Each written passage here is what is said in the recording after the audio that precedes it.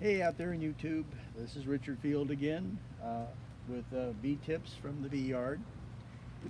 The first tip we're going to go over right now is rapid feeders. I love the rapid feeder. Anyone who doesn't know what it is, oh my, you'll have to excuse me.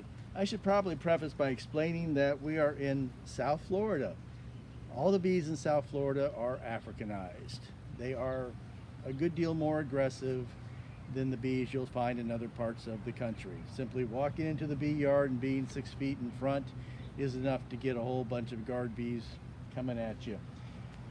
Yes, it is not an area where you really want to do your beekeeping without gloves and a veil at least.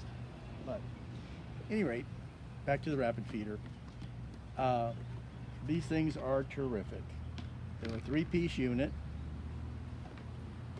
This is your base. It goes on top of an inner cover that's been adjusted a little bit to fit its base.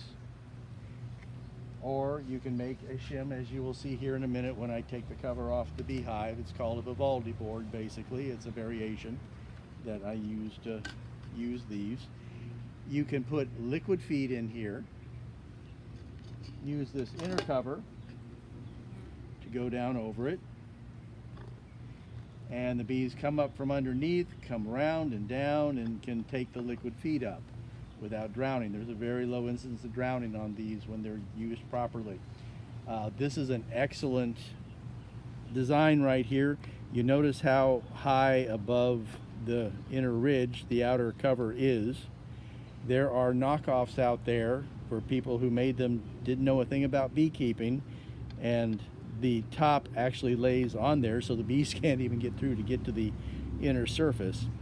There are videos out there about how people have done hacks and workarounds to do that. I luckily do not have to do that because I ordered all mine when they first came out from England. Now they're available throughout the United States. If you're putting dry feed in, either pollen patties, or sugar, which is what you'll see over here, you take the inner cover completely away, you simply put your sugar in here, you put your cover on there, the bees are again contained. A little bit of humidity that comes up in here from the bees helps keep the sugar moist, and it's an excellent resource. It doesn't stimulate them to brood rearing or anything. It's only an emergency feed. And I just wanted to show you that part of it before we open them up over here. Again, as I said, these are Africanized bees.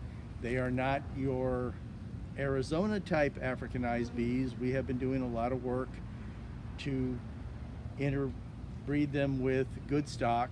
All of these hives were requeened last spring, and late summer they all requeened themselves one way or another.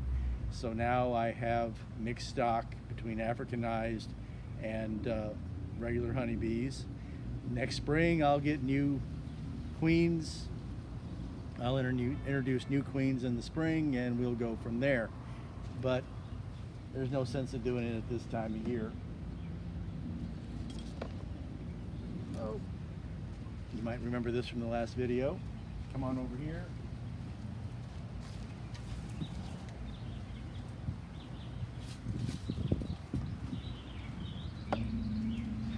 Here's the rapid feeder. This side they weren't bothering with much, so you can see how chunky the is. And oh, I do love to see it when a small hive beetle gets in there and I can go after them. Ha ha ha. Kill, kill, kill. Die. There you go. But when I open this side, it's going to be a different story because we'll be over the brood nest. Now, if you were anywhere else in the country and you got this much in the way of bees in the air immediately after opening, you'd be going, oh my gosh, we need to come back later. Well, actually, it is a beautiful afternoon. There's hardly a cloud in the sky, a gentle breeze. The temperatures are in the mid-80s. It is ideal beekeeping weather. And you can see, thankfully, most of them are ignoring me. They're doing just fine right now. So this is about all I'm going to have to say about the rapid feeder. at this point. The one thing about it is, it's terrific. When you need to clean it, you can put them in the dishwasher.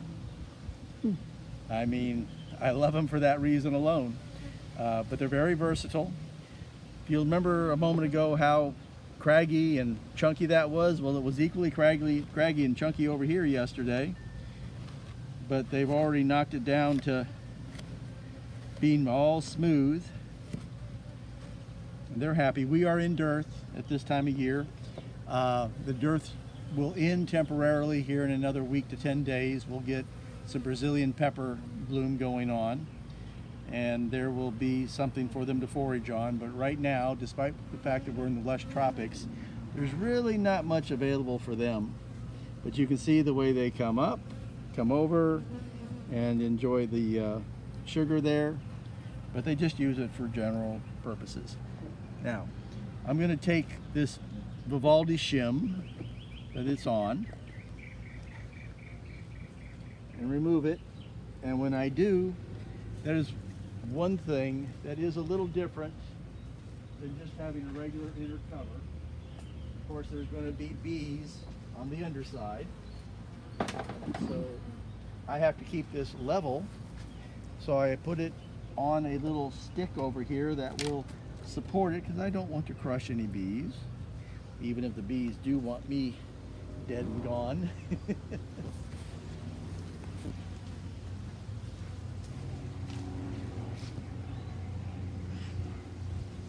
Go, ladies.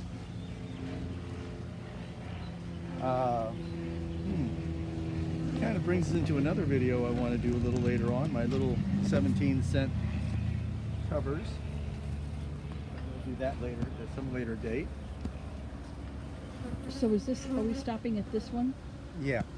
Okay. All right. So we're going to wind up this video and go on to my next video, because the next video is going to be how to use a turkey feather. Because like I said in my video yesterday, I will never again use a bee brush now that I have found the turkey feather. So that's it for now. I'll see you guys later on with the next video. Have a great day.